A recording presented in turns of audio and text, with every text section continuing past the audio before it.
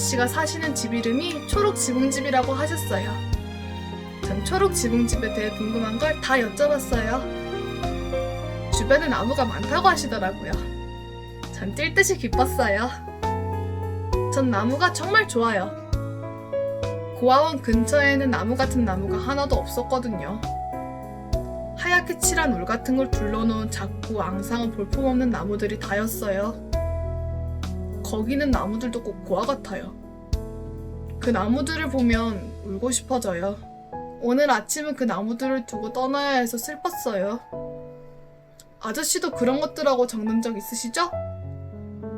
초록지붕 근처에는 개울이 있나요? 글쎄다.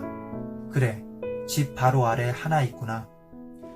와, 시냇가 근처에 사는 것도 제가 언제나 꿈꾸던 일이에요. 하지만 정말로 그런 곳에 살게 될 거라고는 생각도 못했어요. 꿈이 이루어지는 게 쉽지 않잖아요. 그러니 꿈이 이루어지면 얼마나 기분이 좋겠어요. 전 지금 하나만 빼고 완전히 행복해요. 그 하나가 뭐냐면요. 이게 무슨 색으로 보이세요? 아이는 윤기가 흐르는 양갈래로 따은 머리 한 가닥을 앙상한 어깨 위에서 획 잡아채더니 매슈의 눈앞에 가져다 댔다. 매슈는 여자들이 길게 기른 머리의 색을 판단하는데 익숙지 않았지만 이 경우는 별로 생각할 필요가 없었다. 빨간색이구나. 그렇지?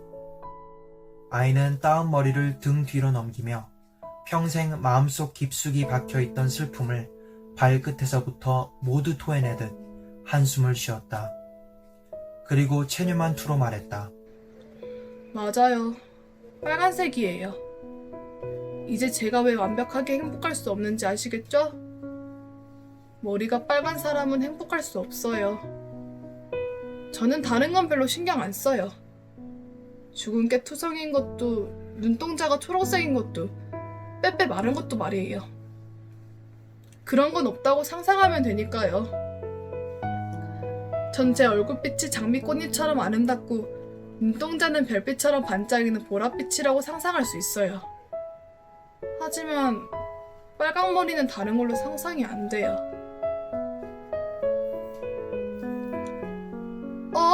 커스버트 아저씨! 아저씨! 아저씨! 스펜서 부인이 그렇게 말했다는 게 아니었다. 아이가 마차에서 굴러 떨어진 것도 매슈가 깜짝 놀랄 만한 행동을 한 것도 아니었다. 마차가 굽이길을 돌아 가로수길로 들어섰을 뿐이었다. 뉴브리지 사람들이 가로수길이라고 부르는 그 길은 500m 정도 길게 뻗어 있었다. 길 양쪽으로는 몇 년 전 나이 지긋한 괴짜 농부가 심어놓은 사과나무들이 고목으로 자라 아치형으로 넓게 가지를 뻗었고 머리 위로는 눈처럼 하얗고 향기로운 꽃들이 차양처럼 길게 드리워졌다.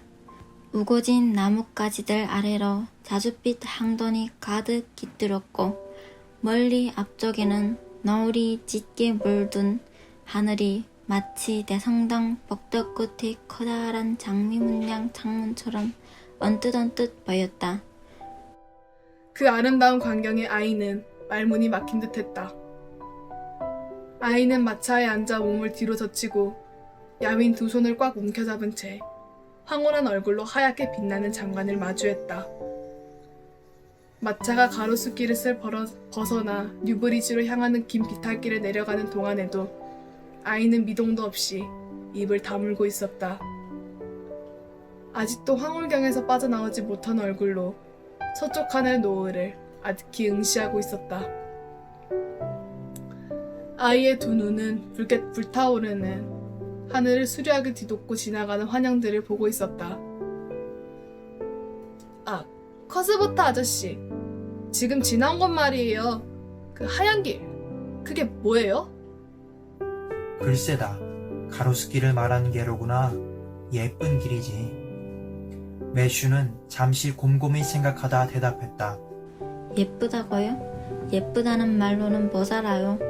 아름답다는 말도 그렇고요. 그런 말로는 한참 부족해요. 황홀하다. 황홀하다는 말이 적혔어요.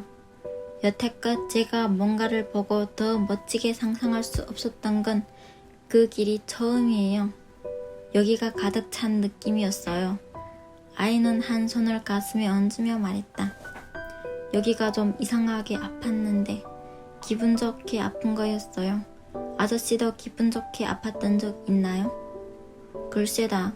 그런 적이 있었는지 기억이 나지 않는구나. 전 그런 적이 많아요.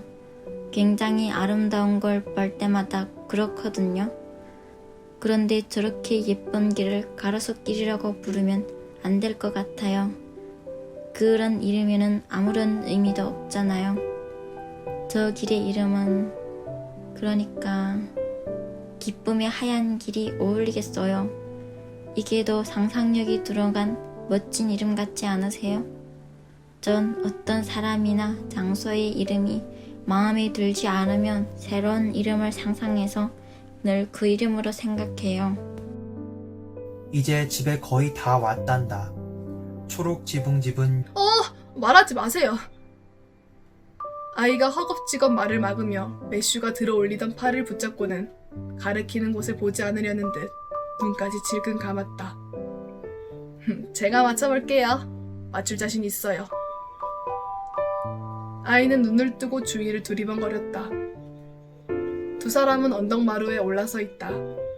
해는 한참 전엔 저물렀지만 저녁 노을이 포근하게 내려앉은 풍경이 아직은 또렷이 보였다. 서쪽에는 금전합빛 하늘을 배경으로 교회의 뾰족탑이 거무스름하게 솟아있었다.